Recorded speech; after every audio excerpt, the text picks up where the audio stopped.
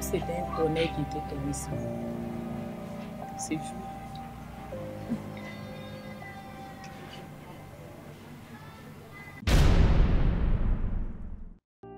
Les signes du rétinoblastome, c'est lorsque vous avez une lueur blanchâtre dans l'œil de l'enfant, ou bien vous êtes dans le noir, vous voyez l'œil de l'enfant qui brille comme un œil de chat. Vous aviez un enfant de 1 an et demi. Quand on vous dit qu'il est atteint d'un cancer, on ne peut pas comprendre cela. Aujourd'hui, franchement, on peut bénir Dieu parce qu'il a été prouvé que l'enfant est guéri totalement du cancer.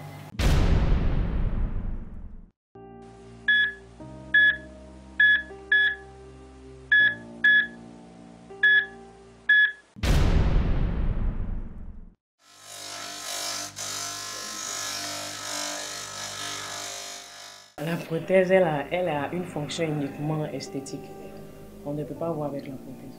Quand ils finissent l'énucléation, ils vont prendre la pièce opératoire qu'ils vont adresser chez le pathologiste.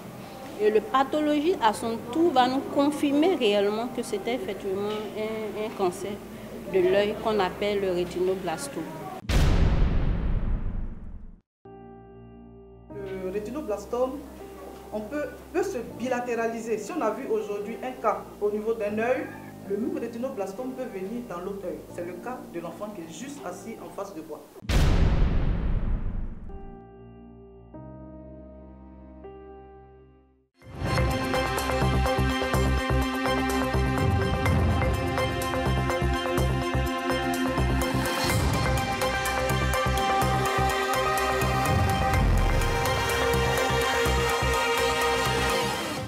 Bonsoir, mesdames et messieurs. Maladie génétique méconnue, le rétinoblastome ou cancer de l'œil de l'enfant est une tumeur rare. Il est dû à une anomalie du gène. Les survivants du rétinoblastome, sujet de votre émission Notre Santé.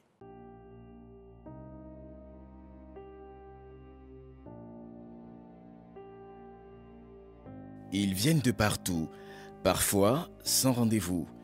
Une fois à l'unité d'ophtalmologie au CHU de Treichville, des patients, pour la plupart dépaysés, sont reçus par ordre d'arrivée. Ils sont souvent reçus au stade tardif. L'on en compte chaque année une vingtaine à une trentaine d'enfants au lieu de 63 présentés aux soins de cette pathologie, le rétinoblastome ou cancer de l'œil de l'enfant.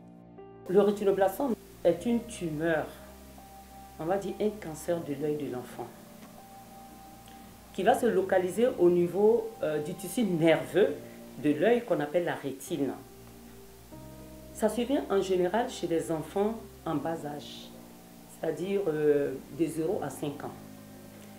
Et les signes qu'on observe habituellement dans un contexte d'alarme, ce sont deux signes essentiels, à savoir la leucocorie, qui est une blancheur dans l'aire pupillaire, la leucocorie. Le strabisme, qui est un œil qui va loucher chez un enfant qui jusque-là avec les yeux droits. Ça, ce sont deux signes capitaux d'alarme du rétinoblastome. Quand on voit ces deux signes, il faut s'inquiéter. En Afrique subsaharienne, au moins 1000 cas de rétinoblastome apparaissent annuellement parmi 400 millions d'enfants de moins de 15 ans. La France enregistre 50 cas par an parmi les enfants de 0 à 14 ans. Ça touche essentiellement les enfants parce que c'est une maladie de la petite enfance, de 0 à 5 ans. Cependant, on peut avoir des cas à révélation tardive, mais ça reste exceptionnel. On peut même avoir des grands cas chez les adultes, mais on va appeler ça, ce sont des rétinoblastomes qui vont apparaître, mais qui ne vont pas évoluer. On va dire en guillemets qui avortent. Donc, c'est une pathologie qui va être essentiellement retrouvée chez l'enfant entre 0 et 5 ans. Il n'y a pas plus de cas de rétinoblastome en France qu'il y en a en Afrique. En tout cas, l'incidence est stable à travers les différents continents. Mais en général, nous sommes entre 20 et 30 cas année. Pourquoi? Parce que les parents ne connaissent pas les signes, parce qu'il n'y a pas assez de structures spécialisées dans la prise en charge. Nous sommes le seul service qui soit spécialisé dans la prise en charge du rétinoblastome en Côte d'Ivoire. Et dans la sous-région, nous recevons beaucoup d'enfants qui viennent nous voir pour ces cas, parce que nous sommes équipés pour la prise en charge de cette affection. Il faut donc les dépister pour les sauver. Le dépistage va consister à identifier les signes d'alarme d'abord. Que sont la leucocorie et le strabisme? On s'est longuement exprimé là-dessus. Dès qu'on constate ces signes, il faut courir vers notre service parce qu'on est un service équipé pour la prise en charge de ces enfants.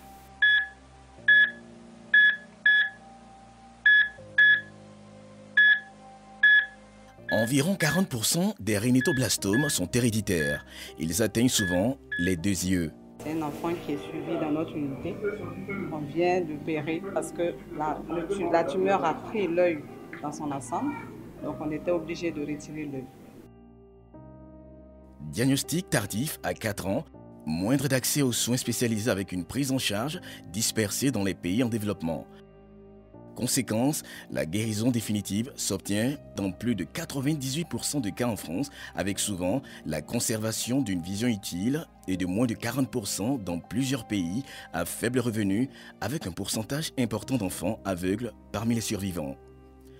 Il y a des possibilités de guérison exceptionnellement élevées si le diagnostic est précoce et si l'enfant est pris en charge dans un centre de référence. On a 4 examens. L'examen clinique, le fond d'œil est réalisé par l'ophtalmologiste. On a l'échographie qui est réalisée aussi par l'ophtalmologiste. Et l'imagerie qui est faite par les radiologues au CHU de Treichville. Et la dernière étape, c'est l'histologie aussi faite par les ophtalmopathologistes au CHU de Treichville. L'enfant a des chances de guérir du rétinoblastome quand c'est dépisté tôt.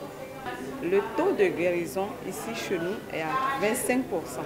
Donc, quand l'enfant est dépisté tôt, on a un coût de 930 000 environ que le parent va dépenser. Mais quand c'est un stade tardif, quand on a évalué, nous sommes à environ 1 500 000 francs. La prise en charge est possible en Côte d'Ivoire. Les équipements sont disponibles pour permettre aux patients de guérir. Lors d'un congrès en 2013 à la Société française d'ophtalmologie à Paris, le professeur Fanny Adama a proposé au professeur Bérété Rokia le projet de coopération pour la prise en charge du rhinitoblastome. Depuis lors, les choses ont évolué. Il y a même des traitements sur place, mais parents et personnels soignants doivent être sensibilisés parce que la maladie est méconnue. Nul n'est à l'abri du mal. Pathologie de la petite enfance, il y a des cas où l'œil de l'enfant a été enlevé afin qu'il soit sauvé. Il s'agit d'une maladie qui va être localisée sur la rétine. Mais après, quand le traitement n'est pas fait, ça peut évoluer sous la rétine, décoller la rétine. C'est ce qu'on appelle une forme exophytique dans notre jargon. Aussi, la tumeur peut évoluer vers le vitré. Et envahir ce qu'on appelle la chambre antérieure, l'œil va grossir et on va se retrouver dans le cadre de ce qu'on appelle un œil de bœuf, qu'on appelle la buphtalie. Une étape de plus, le nerf optique qui est derrière, qui est sur la rétine, va s'infiltrer et le globe oculaire, la tumeur va envahir toute la cavité rétinienne. En ce moment, le globe oculaire va être propulsé vers là. La prise en charge, c'est aussi le port de prothèse par le patient. Elle lui permet de vivre normalement.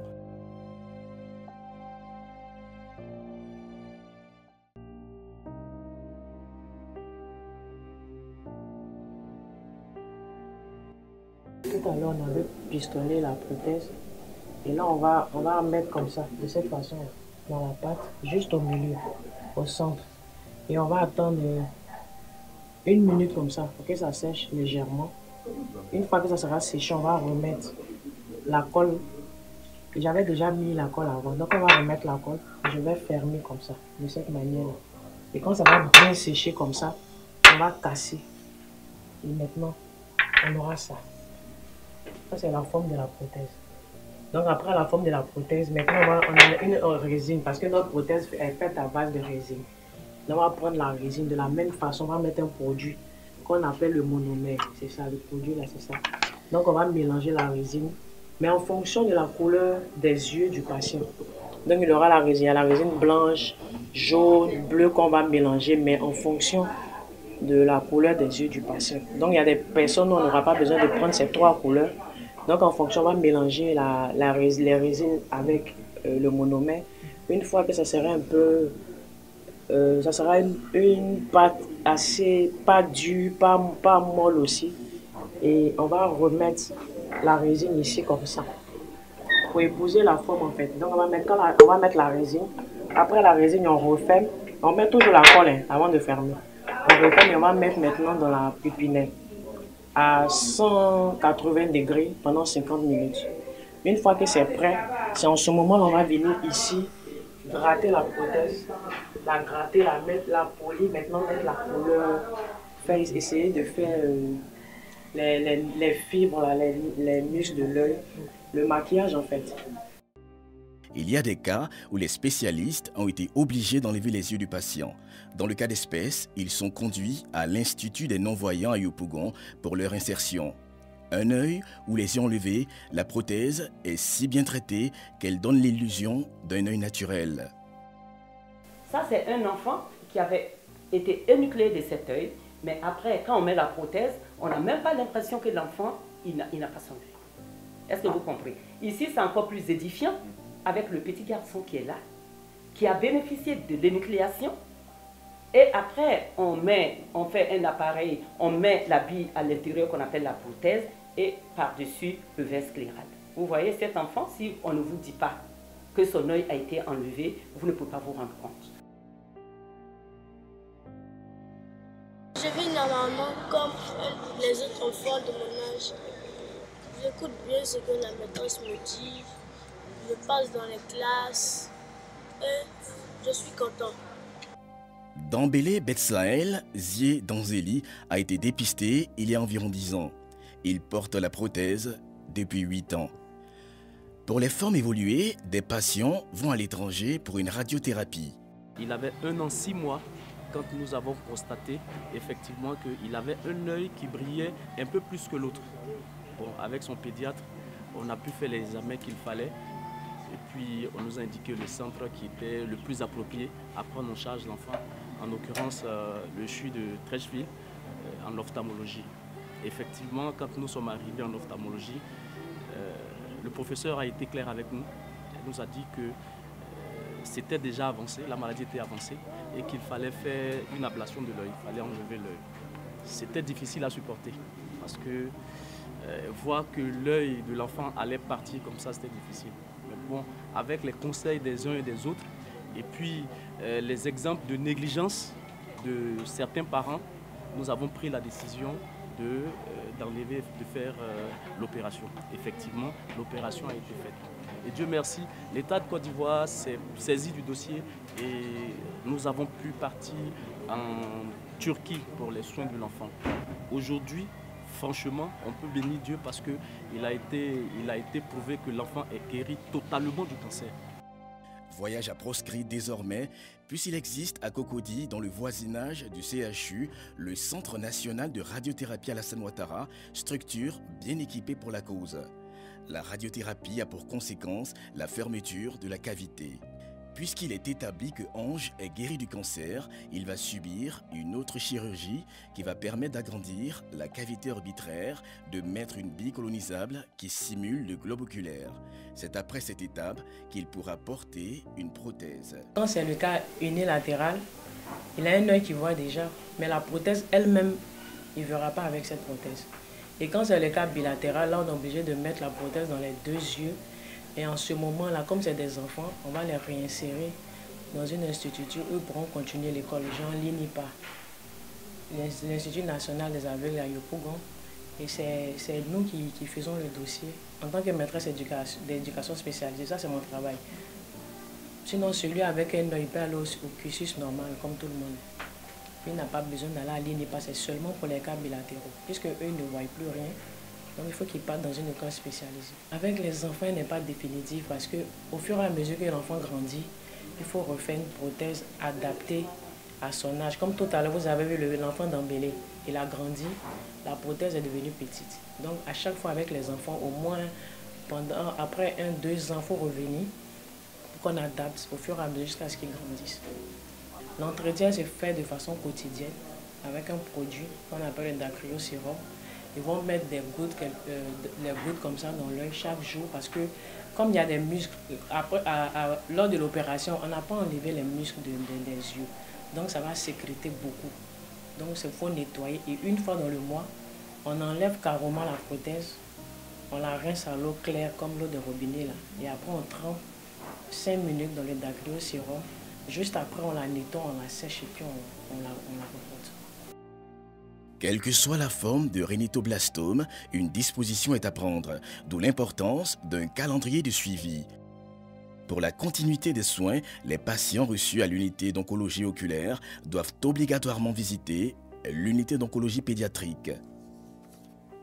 Il y a l'ophtalmologue référent qui nous appelle pour nous prévenir qu'ils ont eu une substitution d'un rétinoblastome et nous coordonnons avec eux pour choisir le jour où l'enfant doit venir nous voir. Et quand nous recevons l'enfant en consultation, ici nous avons au sein de l'unité, on a 2 sous-unités, une unité appelée hôpital du jour où nous recevons les enfants qui viennent pour la première fois et une autre sous-unité qui est l'hospitalisation. Et à l'hôpital du jour, nous recevons l'enfant, on va refaire le dossier du patient, réinterroger les patients, faire l'examen du malade et à la fin, on va demander un certain nombre de bilans. Il y a des bilans sur le plan radiologique qui permettent de confirmer le cancer et un autre bilan qui va nous permettre aussi de rechercher l'extension de cette tumeur-là. Et quand on finit, on demande aussi un examen sanguin, voilà, pour voir un peu sur le plan hématologique s'il y a des désordres qu'on doit corriger. Et quand on finit de faire tout ce bilan, ensuite on va classer le patient. Parce que le traitement du patient, chez nous ici, ça dépend vraiment des résultats des bilans que nous aurons réalisés.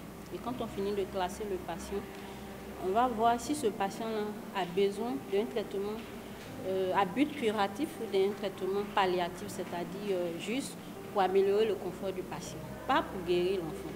Et quand l'enfant a besoin, après la classification d'un traitement à but curatif, on lui fait un traitement qu'on appelle la chimiothérapie néoadjuvante, c'est-à-dire avant la chirurgie. Et quand on finit cette chimio néoadjuvante, on va adresser à nouveau l'enfant en ophtalmologie avec un rapport médical. Eux, à leur tour, ils vont prendre le malade au bloc opératoire, faire l'énucléation. Et quand ils vont finir encore l'énucléation, l'enfant doit revenir nous voir. Le pathologiste, à son tour, va nous confirmer réellement que c'était effectivement un cancer de l'œil qu'on appelle le rétinoblastome. Les pathologies aussi rares posent souvent la question d'assistance par des associations. Voir un autre parent qui a le même problème que moi, je me dis, je partage l'expérience de l'autre parent et ça va vraiment m'aider. Voilà, donc ils vont s'aider entre eux. Ça, c'est le premier apport du point de vue moral et du point de vue financier. C'est des parents, il y a des parents qui n'ont pas assez de moyens. Donc les autres peuvent aider. L'association peut aider et arriver même à la gratuité des soins. En Côte d'Ivoire, il n'en existait pas. Des parents ayant pris la pleine mesure de la souffrance des patients et face aux difficultés financières dans le cadre de la prise en charge, ont mis en place ONG et associations. Vu la situation de l'enfant, comme elle était bébé, on a commencé à faire la chimio. On a fait 3 séances de chimio et on devait aller faire l'opération. En ce moment, c'était en 2012. On devait aller faire l'opération. Maintenant, ils m'ont dit que non. Ils ont trouvé qu'elle était trop bébé pour faire l'opération. Donc, ils m'ont dit d'attendre qu'après ils allaient m'appeler. Bon, chez moi, c'est que les médecins ont dit que mon enfant serait avec lui. J'ai dit non, ça ne peut pas être possible. Je ne croyais pas. Donc, j'ai laissé l'enfant avec moi. Donc, elle avait 3 ans. À 3 ans, un 25 décembre, nuit, j'ai constaté que mon enfant a commencé à loucher d'une manière. Quand tu lui donnes quelque chose, elle avait du mal à prendre. Donc, le lendemain, 26 décembre, elle s'est réveillée le matin. Elle me dit, maman, tu es où? Je lui ai dit, non, je suis assise. Elle dit, maman, je ne te vois pas. Et quand elle m'a dit ça, maman, je ne te vois pas. Je lui ai dit, non, je suis là. Donc, chez moi, là, c'est pas vrai, quoi. En parlant, elle a suivi ma voix, elle est venue vers moi. Donc, c'est là, elle m'a dit, maman. Donc, je me suis relevée, je suis allée la laver, je lui ai donné à manger. Manger où elle devait prendre, j'ai constaté qu'elle a commencé à bouger les mains. J'ai dit, mais Malika, il y a quoi? Elle me dit, maman, je ne vois pas. Ah, c'était la pire. Chez moi, ce jour-là, c'est comme si c'était un tonnerre qui était tombé sur moi. Ce jour-là.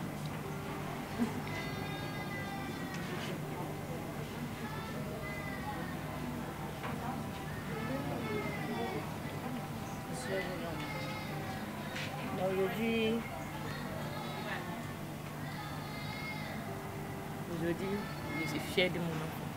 Je la vois dans ma vie.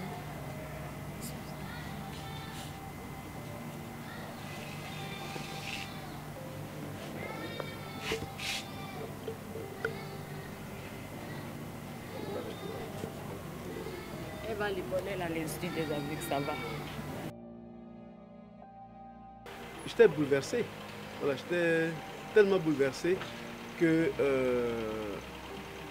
les mots me manquaient en fait. Parce que vous aviez un enfant de 1 an et demi.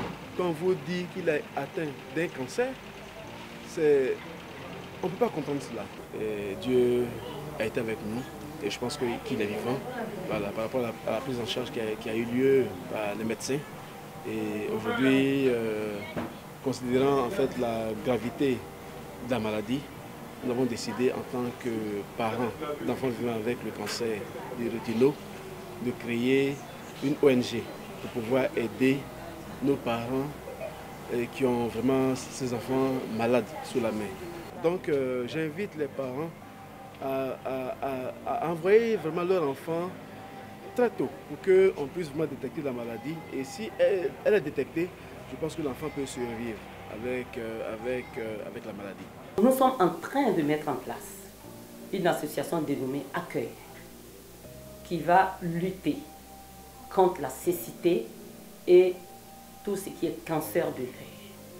Indépendamment de ça, les parents d'enfants atteints de rétinoblastomes nous ont sollicité pour pouvoir mettre en place une association des parents que nous avons saluée. Les prothèses ont besoin d'être contrôlées pour le confort du patient.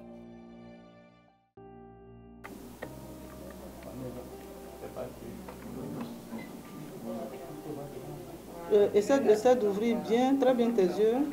Ouvre les yeux. Allez, ouvre tes yeux. Ouvre tes yeux, ouvre bien grand. Voilà. Je viens d'examiner l'enfant d'Osso Ali. À l'œil droit, il fait ce qu'on appelle... Il y a une tumeur dans l'œil en fait. Il y a une tumeur dans l'œil. Nous allons faire ce qu'on appelle une échographie oculaire. On peut même aller jusqu'au scanner. Et nous allons voir en fonction du stade de la maladie, nous allons voir s'il faut faire un traitement conservateur ou alors une énucléation. Le rétinoblastome, on peut se bilatéraliser. Si on a vu aujourd'hui un cas au niveau d'un œil,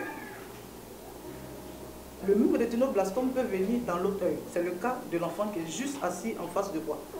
Les parents qui viennent et que l'on leur annonce qu'un enfant a le cancer de l'œil, c'est tragique. Donc c'est un peu difficile pour ces parents-là. Quand on fait l'annonce, c'est un choc émotionnel. Il y a d'autres qui pleurent dans notre bureau, qui sont désemparés. Et donc c'est vraiment un choc pour eux. Donc moi j'avais fait une étude sur le vécu psychologique des parents des enfants atteints du rétinoblastome. C'était mon mémoire de soutenance. Et vraiment j'ai demandé un plaidoyer pour qu'on puisse vraiment nous donner peut-être un psychologue, un sociologue pour pouvoir aider ces parents.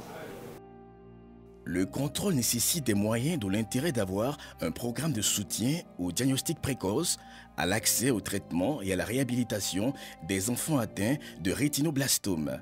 En la matière, le programme a été développé en partenariat avec le groupe franco-africain d'oncologie pédiatrique avec le soutien de fondations, d'instituts et d'associations. Objectif, former des ophtalmologistes, d'ocularistes, des pathologistes et aider à la constitution d'outils de communication pour un diagnostic précoce. Le groupe franco-africain d'oncologie oculaire est un groupe qui a été créé depuis les années 2000. Ce groupe s'implique un peu dans la prise en charge et l'accompagnement des spécialistes, voire des médecins qui sont en charge des cancers de l'œil. Ils vont nous appuyer surtout au niveau de la pédiatrie en ce qui concerne la chimiothérapie. Ce sont les médicaments qu'on va administrer à certains patients parce que tout cancer n'est pas opérable. Il y a certains cancers qui vont tout à fait guérir sous chimiothérapie. Ils vont nous donner la chimiothérapie. Ils vont aussi envoyer des spécialistes vers nous pour des échanges d'expériences. Nous, on a bénéficié de leur appui. C'est une collaboration que nous saluons parce que ça nous amène quand même à prendre en charge nos patients. Au cours des rencontres dans différents pays, ce programme a été vu et revu. Il ressort même que la guérison peut être obtenue dans plus de 80% des formes précoces avec une prothèse fabriquée localement. Mieux, les traitements conservateurs peuvent être implantés avec succès dans une équipe pluridisciplinaire formée.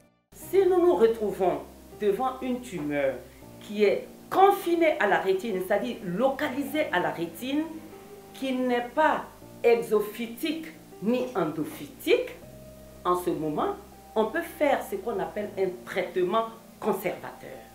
Ça consiste en quoi?